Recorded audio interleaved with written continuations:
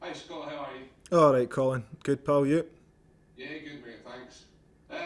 Scott, obviously you're one of a very few people that have played over 600 games for the club, 14 years at the club. What was the thing that you found that separated Celtic from other clubs? And do you attribute that as the reason to why you stayed at the club for so long? I think it's the fan base and how they welcomed me into the place like a family. And that was the biggest thing for me because obviously I had bad times at the start and there was a lot of CEOs, managers, players that kept me going, that wanted me to be about here and that helped me through that. And there's not a lot of clubs that would do that, and CEOs phoning you up to make sure you're okay and to make sure if there's anything else they can do for you. But for me, that's it's small details. It doesn't take a lot to make you feel really welcome to a football club.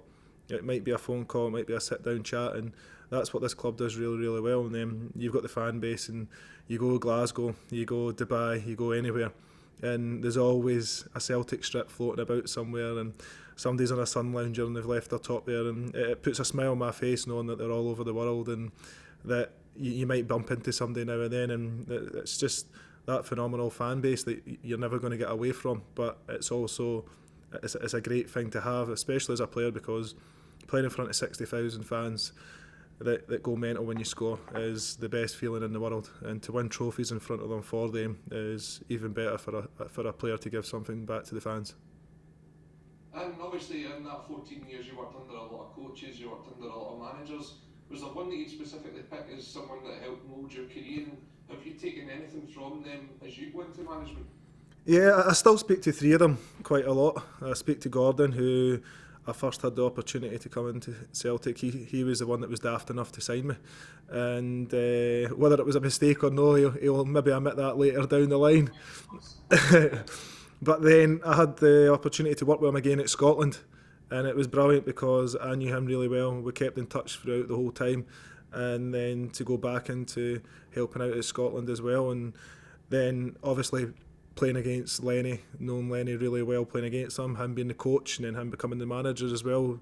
Two periods, it was great because you got the understanding of what he wanted from the lads as well, and still now I speak to him as well. And then we had some great times with Brendan too, who we won a lot of trophies. We had great success with as well. So it was three managers that I worked with really well that won a lot of trophies that were great with me, and that you look forward to like speaking to them if I ever needed anything. I know I can always pick up the phone and they wouldn't block me.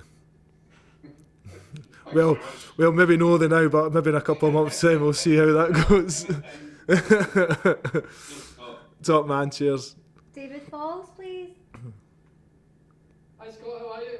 I'm good, David. How are you? I'm fine. That's almost 2 years you've been away, Scott. Do you think in that time the magnitude of what you actually achieved at Celtic has started to sink in with you in terms of, in the day-to-day playing football, you're looking to the next game, but now you've been away from it, you're looking from afar, and you're seeing how much of a legend you've become at the club. Thank you very much. I, I'm not one to look back hugely. I like to look forward. I like to have that drive to go forward, and by all means, I loved every single moment of playing for this club. And one day when I probably retire as being a manager or a coach, I'll probably sit back and I'll think about the unbelievable things that we've done together as a team, individually as well, but also like even small details of friendships that we've made and kept in touch with as well. It's brilliant, and that's one thing about this club. We all still keep in touch with each other. We've got group chats here, there, and everywhere, and it brings a lot of players together. It brings a lot of players' families together, and it just puts a smile on everybody's face when you meet up with everybody as well. But as I say, I've got a huge drive to go forward. I, I loved every single moment since I first signed until the moment I left the club, and this is why I was asked to do this event, because I never had the chance to say goodbye to the fans that stood by me for the 14 years, that celebrated the trophies, that were there supporting us through thick and thin. And it's just a small thing for me just to say thank you very much. And a tweet or an Instagram's not really going to do it any justice. So for me to have the opportunity with Lusto, for the 2 years just to sit down and show our appreciation to the fans, and also for the foundation as well to hopefully benefit off it. Last season you did a spell at Aberdeen, and you scored a goal at Ibrox, and you had a good performance in a draw at Pittodrie, and you also got coming back to Celtic. So what was it like to watch the new team under Ange taking shape, and how much did you enjoy helping us win the league last year? I'm not going to lie, I enjoyed that goal. I think that was maybe my last goal in professional football, so I think I'll cherish that moment a little bit more than anything else. No, it was hard leaving.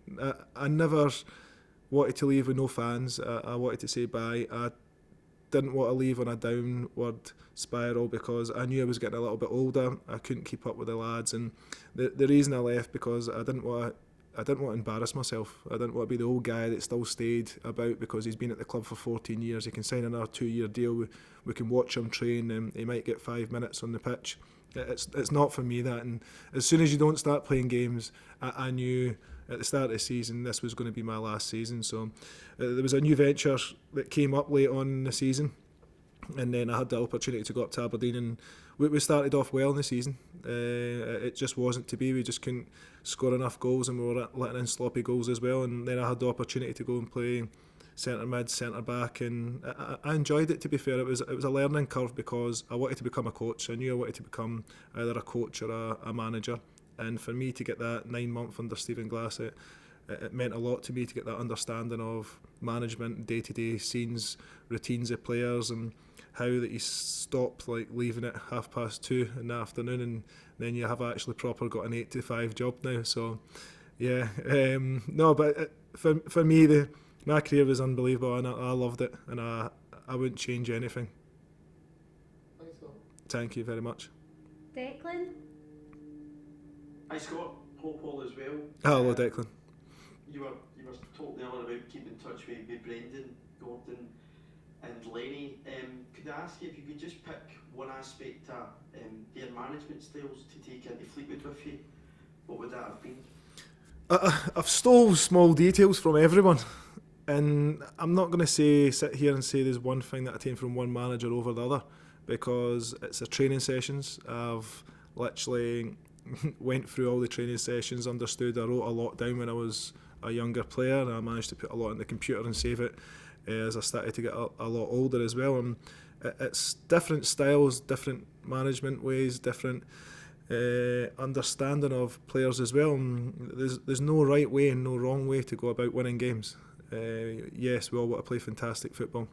We get that, especially here at Celtic. You want to entertain the fans. The fans deserve to be entertained. They want to see goals. They want to see trophies. That's amazing. I'm not sure I'm going to bring a lot of trophies to Fleetwood at this moment in time, but we want to play entertaining football as well. We want to go as high as we possibly can up the league, and that comes from training sessions, on the way we build the sessions at the start of the season to the way we're going to play and the shape, the system as well. But it's also for the lads to get the understanding of how I expect them to press, what high intensity I expect them to hit, what distance I expect them to cover in games, and that got a little bit more drummed into me the last maybe 4 or 5 years at Celtic, because when GPSs started to come in, you started to look at your stats. You wanted to be top of stats, you wanted to have the most touches in a game, you wanted to have the most forward passes. So looking at all those things, we always dissect that. And yeah, you can take Tom Rodgick for instance, who maybe didn't run as much as what myself and Cal did, but he could do something that nobody else could do with the ball. So you've got to give and take a little bit, and when you see somebody that's got a talent but maybe can't do other things that others can't, you can always bring in players that are fitter, that are willing to do that, but nobody can replace that talent that somebody's got sometimes. So for us, it's just about understanding to get the best 11 players on the park, and then go forward and keep stealing little bits from each manager, and even Ange now, when I see him play the system that they play as well, and you see the rotations as well, and I'm always looking to try and better myself, to try and get a better understanding of how Celtic play. And it's not for me to come up here and watch Celtic train. This is Ange's place, this is not mine, but for that 90 minutes on a Saturday. I can sit back, I can watch them, I can get that understanding of how Cal goes out wide to go and receive the ball, the wingers high up the park. So there's great ways to focus on all different formations and systems as well. When we were going through the quadruple treble, a lot of the lads had a living legend in yourself to train beside and look at each day. But what I want to ask you is, for that period of time you were at Lennox, you almost had Clarkey in the background, Danny in the background. How important do you think that is for any player coming through that door at Celtic, that you've got guys like Danny McGinn and John Clark always in and about the building? Yeah, it was good because this club's built on history. It's an unbelievable club. It's got great history as well, going all the way back to Danny and Clarkie's time as well. And a lot of the Lisbon legends came in as well. They were in quite a lot. They were in round about game time. But to have Clarkie and Danny's ability in this training ground every day, their willingness to go and speak to players and to tell little stories as well, and I'm sure I've heard about 1,000 stories for the both of them put together, and it's small details that puts a smile on everyone's face and it makes it a better place. Hamish? Hi Scott, how are you getting on? I'm not too bad, Hamish, yourself? Yeah, all good. I just wanted to ask you about Callum McGregor if possible. He's obviously followed on as a really good Celtic captain, but when you speak to some people who knew him earlier on in his career, they maybe didn't see that coming. Can I just ask for you, what was your first impressions of Callum McGregor, and was there a moment when you kind of thought he could be a Celtic captain? I knew Cal was destined to be the next captain. For me, he has the drive, he has the willingness day to day to make himself better, but also puts the club before everything else, and he's got an addiction to Celtic. He loves coming in, he loves winning games, and I think that's what you want, and he's got that understanding with the fans as well, that they want to see good football. He sets standards in training, and also he pushes them in games. So no, there was no better person for the job, and they could have went out and brought somebody else in, but nobody's got that love for the club that Callum's got, especially coming through the youth all the way through. And you're right in saying you obviously didn't get that chance to really say goodbye to the fans on the pitch. There was a moment though when you played for Aberdeen where I think you pulled up with maybe a hamstring injury, and you got that walk off the pitch with the whole of Celtic Park on its feet. Did that moment register with you at all? I pulled up because I was old and fragile and I seen Johnny Hayes score an own goal, so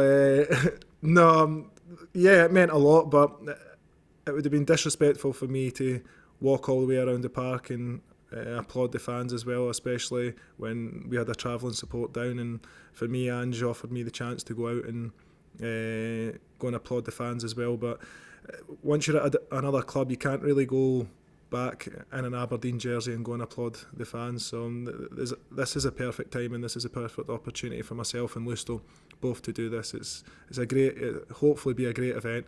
There'll be a few stories, there'll be a few entertaining faces coming on as well. So I'm just delighted to see Lusto as well. So that's also a good thing. Joe, please. Okay, cheers, Scott. Hi Scott, how you doing? All right, Joe. You mentioned Ange Postecoglou in the current side just now. What impresses you most about how we're playing in Ange Postecoglou in general? I think it's the recruitment that he's brought in. There's been a lot of players that probably nobody in Scotland knew about, and Ange has brought them in through recruitment from probably playing against them and seeing what they're like in the J League. So for him, that's unbelievable. But also the energy that's in the team, the desire to get on the ball, the amount of possession that they've got as well, and the amount of goals they're scoring too it's great. It's great entertaining. It's good to watch, and I'm sure the fans are absolutely delighted with it so far. We certainly are. Do you have any regrets about not getting the chance to work with Ange? Obviously we spoke very highly of him, but was there an opportunity to work with him, and do you ever hold that? I think there could have been an opportunity, but I think for myself and probably for Ange as well, it's probably best that I left because I was getting extremely old and fragile. So he's brought in a lot of younger players that are very, very fit, and it would have been lovely to see his coaching, to see how well the lads train day to day, and to also see what he puts on in training sessions as well. But for me, I didn't want to be one of these guys that just stayed about a club for 15, 16 years, and I just stay because of my name, because I've been here for a long period of time. I wanted to go and learn a different side of it, and for me to have that opportunity to go to Aberdeen to learn the chance of becoming a coach, it turned my head a little bit. And yeah, I think at the right time it was the right decision, because it's gave me the opportunity to go down to Fleetwood, to have that opportunity to become a manager, to show, well, hopefully that I could become a good manager in time. Cheers, Scott. Top man, cheers. John? Hi Scott, how you doing, mate? Hello, John. As you know that you're doing the event with Mika, what are some of your favourite memories of playing alongside him at Celtic? I think it was the first day I met him, and Lenny was the manager, and I've turned around to Lenny and I've looked at Lenny and went, oh, who's this guy? And he's went, Brynny, he's a good player. And I literally was like, right, give him the benefit of doubt. He's skin and bones, he's got tattoos here, there and everywhere, and he had long hair. And I'm looking going, wow, he better be some player. And to be fair, I couldn't ask for a better person in the dressing room as well as on the pitch, because I knew he always had my back, he always had the manager's back, and he wanted what was best for the club, but also he wanted to win games. He was a winner, he enjoyed winning games, and on big days he stepped up with goals, he defended with his life, and he got used to that kind of coming in, becoming the third centre half to let KT bomb forward, especially in his later time at Celtic. And I know you obviously left Celtic just as Ange came in, but of the players that Ange has brought in at Celtic, what ones have impressed you the most? I think there's been quite a lot of them. I spoke about Kyogo earlier on. I thought he plays with a smile on his face. I spoke about Rio as well, energy, wants to get on the ball. Jota, good player, wants to score goals. I think Joe Hart's been brilliant as well since coming in, and since we probably lost Fraser and we lost Craigie, you need a big personality to go in the goals, and Joe's been exceptional, and so's Carter Vickers playing centre half, and that's been two huge signings for Ange, and them going forward, I'm sure Cal and the forward players have got a lot to thank them for, because it gives them that little bit more licence to drive forward. Cheers, Scott. Top man. Jonathan? Hi Scott. Hello, Jonathan.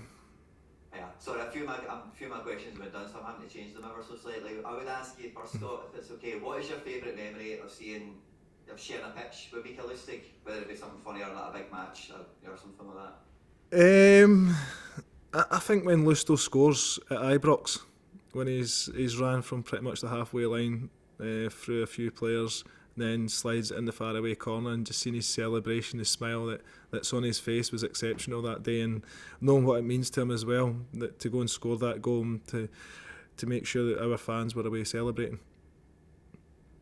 And the second question I would ask Scott, I'm just kind of more personally interested, obviously being at Celtic for so long, like a big thing that made yourself and Mika Lustig so successful is that winning mentality, like anything less than a win, obviously at Celtic is, the end of the world. Winning management and working with all sorts of players that have come into Celtic, and now working with players as a manager yourself, how big a part do you think of a team's overall success is having players like yourself and Mika that have that real winning mentality built into them? Yeah, you also have to have good recruitment as well. You have to have a good understanding of what you want in the dressing room. And we've got a fantastic head of recruitment at Fleetwood. He's brought in some great players, good personalities, and for us to bring in personalities was exceptional, because we brought in Sean Rooney for St Johnstone, and wow, you should see this guy's personality. He's brilliant in the change room, he's loud. We walk in and you can hear him before you can see him, but he's brilliant with the lads in the change room. But then the same was like Lusto as well. Lusto and myself were very loud in the change room, and there's probably a lot of people that used to say that as well. But you want good people in the dressing room, you want people that's got the manager's back, and no matter who the manager was, I always had his back. I would always try and make sure the lads worked extremely hard, because one day I was hoping to be in the situation of becoming a manager, and I wouldn't like to see all the players turning their back on me. So for me, I gave every single manager as much help as I possibly could. Thanks a lot. Top man, cheers. Kieran? Hi, so hope you're well. Alright, Kim. Obviously, you've had a long career at Celtic, and I was just wondering if you could go back in time to day one, what advice would you give yourself? That's a very good point. Probably score some more goals. I think I only scored 46 in my whole time at Celtic. I'd like to have scored a few more, but I wouldn't change much. I enjoyed it, and yeah, we got beaten some semi-finals and finals and stuff like that, but you learn a lot from that as a player, and the later on I went in my career, we won a lot more than what we lost, and that because myself, Lusto, Charlie Mulgrew and people like that had that desire to win games. They wanted to better themselves. We came in and enjoyed training, and I think that's the biggest thing. And I think if you're a football player that doesn't like playing football, go and find yourself another job, because you're in a luxury position. You come in, you work a few hours, run about, you go to the gym and then you leave. So if you can't come in and enjoy that job, you might as well go and find yourself a 9 to 5 sitting behind a keyboard and doing some sort of accounts or something like that, because this is probably the best job in the world. Even though it's such a short period of time, you need to make sure that you enjoy it and you give yourself the best possible opportunity. And just touching up on obviously your 14 years at Celtic, have you got one memory that maybe stands out, whether it's on the pitch or in training or a big game? You've obviously played in some big games, including Champions League games. I think a lot of people gave me a lot for my passing. I got 100% pass rate at Bayern Munich away from home, so I was quite impressed with that. But I think I only had one touch of the ball, so I think that was maybe why. No, I think the quadruple treble was special. Doing that, having the willingness and the desire to keep going with a bunch of lads that were in that change room to make sure that we got that over the line against Hearts was a big push, because there was a lot of the same players there, and we were getting I was getting slightly older as well, and we just lost Lusto too. So for us to do that was unbelievable for this club and for the fans, but also for us as players as well, because it pays off. You have that willingness, you can keep going, you can keep winning trophies, but then there will always going to become a time that you don't win one and it's the end of the world. So for us, it's now, I'm just glad the club's bounced back and they're in a positive situation now. Cheers, Scott, appreciate it. Top man. Martin? Hi Scott, good to see you. All right, Martin. I can't wait to hear some of your funny stories at the high.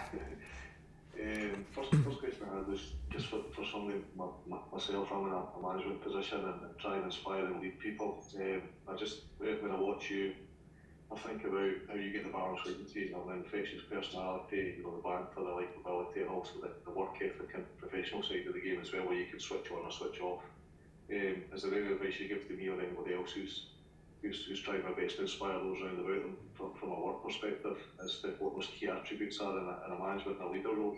I think the more positive you are about yourself, about your job, the more it bounces off around other people around about you. And I'm quite loud, I'm quite outgoing, and I'd speak to anybody, and I'm quite a happy person away from when I was playing football.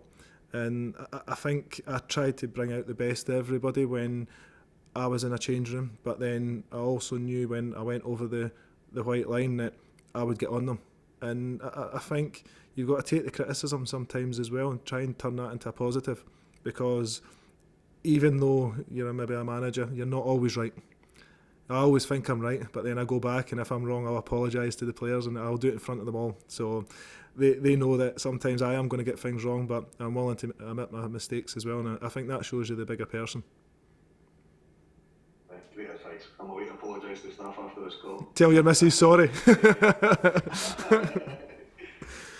question's maybe a tough one, because for somebody who has so many friends and such a fantastic career, I was going to ask if you wouldn't mind just to pick out three the best players you've played with during the Celtic career, and three players who you've remained really, really close with. I know there'll be loads of those, Scott, but just three in particular that you've stayed really close with. Three that I've stayed close with. Well, Jamesy and Cal and KT are the ones that I've probably spoke to the most over my whole time at Celtic, as well as Lusto. So we can't not put Lusto in that, so I'm having to take a fourth. But the four of us still speak a lot. We always speak as much as we possibly can to each other. So that's that four's quite tight. The 3 best players I've played with. Can I say myself? Of course. Well, it's no me. Verge has got to be up there. Verge he's been exceptional since coming to this club. He's went to Liverpool, Southampton and Liverpool as well, and he's been fantastic. Nakamura, when I first came to the club, was brilliant, and it's a close one between Jamesy and Cal. So I've got a slight man crush on Jamesy and Cal, so I can't get away with that. But I've also got a young other man crush as well, on Kieran Tierney. So I've got too many. I think it's hard because if you pick positions, then it's a lot easier. But KT's been exceptional. He's went down to Arsenal. He's been brilliant last season. Then he's been good this season for them as well. He's maybe just not got as much game time. But like Jamesy and Cal, to do it consistently throughout the whole time they've been here, it shows you they love the club, their willingness, their desire to stay here when they could have maybe moved on, but the club means so much to them. Oh yeah, thanks Scott, appreciate that. Top man. Ryan? Hi Scott, apologies for the quality of the questions, it's tough being towards the end. Alright, it's alright. I hope you're well. Sorry to bring your age into it, but I was just wondering, as you talk about Ange and looking on in for the side, is there ever a part of you that wishes you were maybe 5-10 years younger and able to play with some of the new guys around the team and being part of his team? Yeah, definitely. And I always wish every day I wake up I'm 5 or 10 years younger, but every time I look in the mirror I've got one more wrinkle. But no, for me, I'd love to play in this team. I've got no doubt that it would have been hard to get into it. It would have been great competition as well, but yeah, the way they're playing some great football at this moment in time, possession-based team, and I wanted to play football since I came here. Like, get the ball down, play football, but no, we also had that nasty streak about us as well. If teams are going long, direct, we can compete as well. So for me, you want to play in any team that's doing really well. You just need to make sure that you're doing that consistently, and that's what these lads are doing. These lads are doing it week in, week out, and they need to make sure they keep doing it on Saturday against Hibs as well. And obviously you've done really well with Fleetwood in the FA Cup. I think it was the furthest the club's been in its history in the competition. Great achievement, but how difficult is it going from a side like Celtic, who are constantly making semi-finals and cup finals, to then being at a side like Fleetwood, who aren't really expected to make it as far in these competitions? Is that a big change for you? Yeah, it is a big change as well, but the lads want to better themselves, and we've never been past the third round before. We got to the fourth round, then we got Sheffield away from home, we got a draw, and then we managed to beat them at home. So it shows you the lads are fighting against a top League One side, and we managed to compete against them. We beat QPR the round before, and they had a strong team out. And then we went to Burnley, we got a man sent off after 42 minutes, and we knew we weren't going to have a lot of the ball, but we were very, very well drilled, the lads were. They were exceptional that day, and we played a low block, and they were brilliant for 90 minutes, and it was probably the best thing that could possibly happen to us losing a late goal like that. But it shows you that we can compete with the best team in the Championship. They're going up to the Premier League this season, and they deserve to, because they're possession based. They're the best team that I've seen play this season outside the Premier League. But for us to be able to compete for 89 minutes, especially 45 of that with 10 men, and defend and throw their bodies on the line, but then when we got the ball, try and be composed on it as well, was brilliant. And I sat back and I really enjoyed that, and it's maybe not a part of the game that I enjoy watching us defend for 90 minutes, but what they done that day was exceptional. Cheers Scott, brilliant. Top man, thank you. And finally, Sam, please. It has got. Alright Sam, save the best to last, mate. I'm trying my best. I'm just wondering, obviously you spent a lot of time in the SPFL and then having to move down to England to start your managerial career. What is like the biggest difference that you noticed moving from Scotland to England in terms of the footballing scene? Well, the weather's one. It is definitely not snowing in Fleetwood today. But no, it's for me. I spent a lot of my career here. I loved playing in Scotland. I loved playing Celtic. I enjoyed playing Hibs and Aberdeen as well, and I really enjoyed playing in the SPFL.